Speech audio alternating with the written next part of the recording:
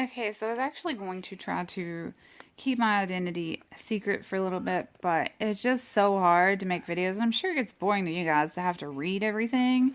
So, this, I watch a lot of podcasts. I listen to a lot of podcasts. I watch a lot of videos on here. I follow social media. I watch a lot of fights. Watch a lot of interviews, and so on. So, this is really a big part of my life, and I mean, I've always been interested in boxing and MMA since it came along.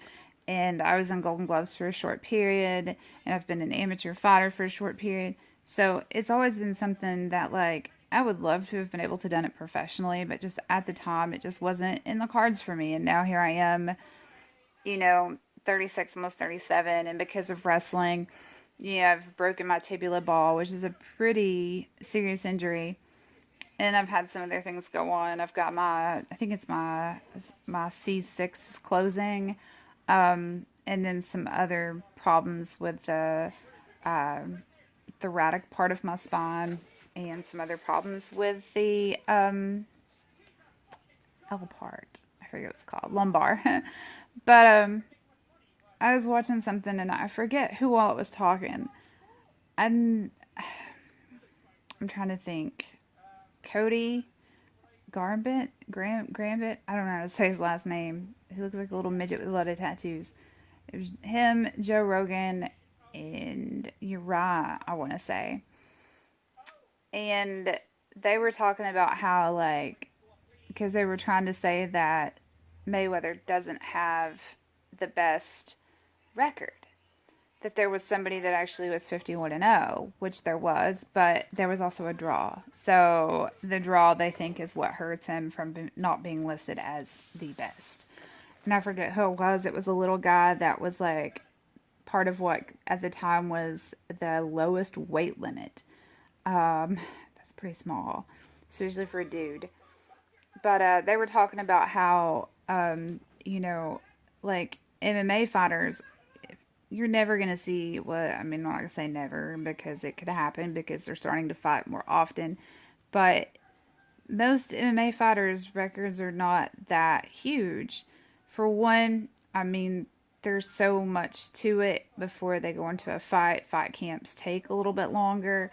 If they sustain any type of injury in a fight, that can put them out for 6 months to a year. If they get knocked out or choked out, that can be a year medical suspension. Um, you know, and like with, they just kind of get, once they get picked up from to the bigger companies and they actually go from amateur to pro, they kind of get thrown in there. Just test you, see where you're at, and then try to build you up from there. With boxing, they start you out low once you go amateur, or not amateur, but once you go pro, and then want to groom you, and they want to put you in there with people that they know you can beat, and work your way up to a championship fight. So that's how you get these crazy professional boxing records. But the thing is that their question was, do they really need to be groomed? That's a good question because anybody that has been an amateur boxer for any amount of time knows, and just from doing the research that I've been doing for the new page and this channel, past my own personal knowledge, I mean, like really digging and looking, I know Evander Holyfield had over 300 amateur fights before he went pro. So, my question to you is the same question that they were discussing and kind of tossing back and forth.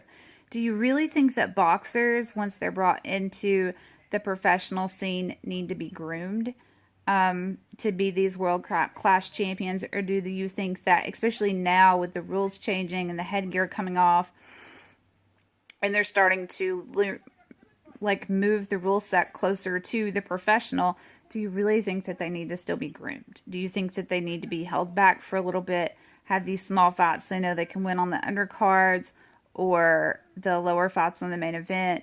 Or do you just think they should come right out and, kind of like the MMA, have a couple of fights, prove yourself, and then maybe get your shot at the championship? start putting fights together that make sense, that the crowds want to see instead of grooming. Sometimes I wonder if that's what's losing boxing, is because people are just tired of that and they want to see the sport.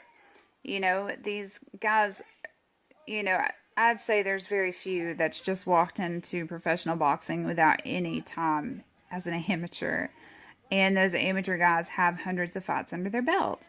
But now they're starting to take the headgear off, and they're doing more stuff that they do in the professional world. So they're more ready once they step in the professional world. If they ever make that transition, why should they be groomed? Why should they have to be held back and wait? Why not let them go out, have a couple of fights, kind of see where they fall in, and then kind of go from there?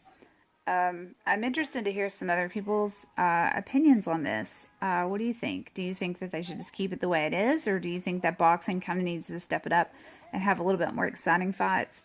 I'm not saying that I want to change boxing at all, because I like boxing and kind of the science that it is.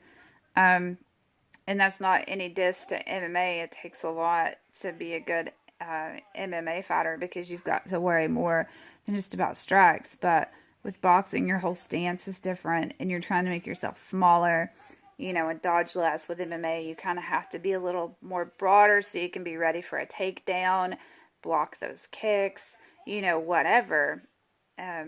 Because I know from experience that when you've got to stand a certain way to be able to sprawl when somebody shoots in on you.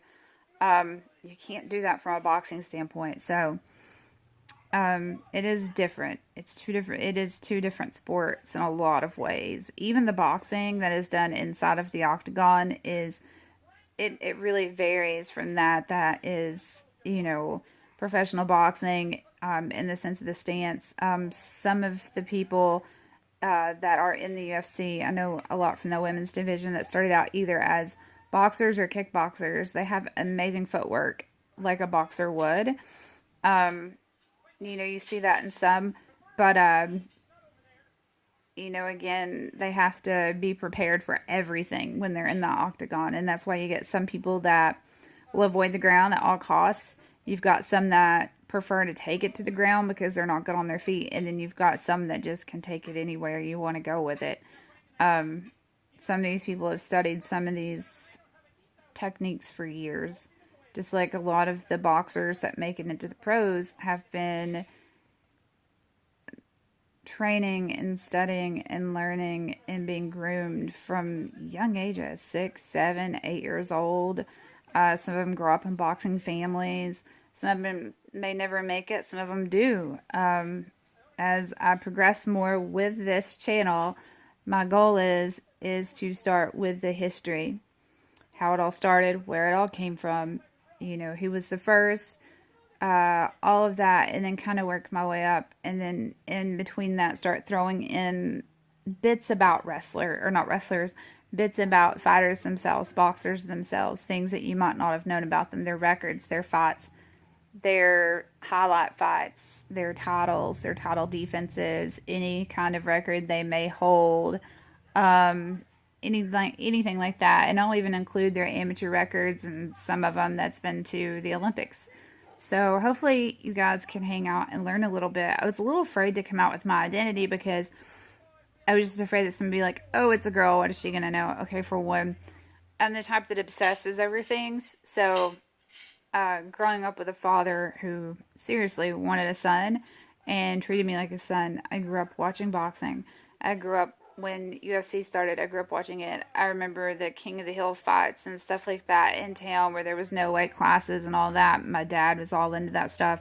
My dad was a Golden Gloves boxer. My dad had me in Golden Gloves, and then I got interested in Muay Thai mostly, but a lot of MMA. Judo is something that I'm still very, very fascinated by, and I learn as much of it as I can when I'm given the chance. Jiu-jitsu, same thing. I learn as much of it as I can when I'm given the chance. Wrestling isn't an issue with me. I can wrestle, but I really want to learn more of the finer points of the actual martial arts side of things.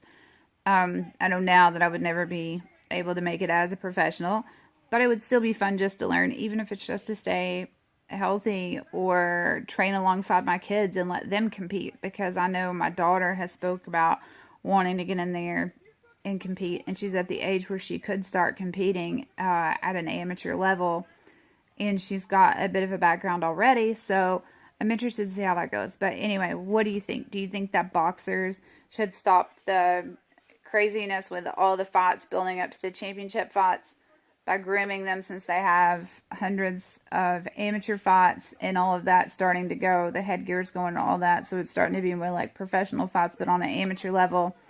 Or do you think they should keep it the way that it's going? Just curious to hear your thoughts. Bye, guys. Stop.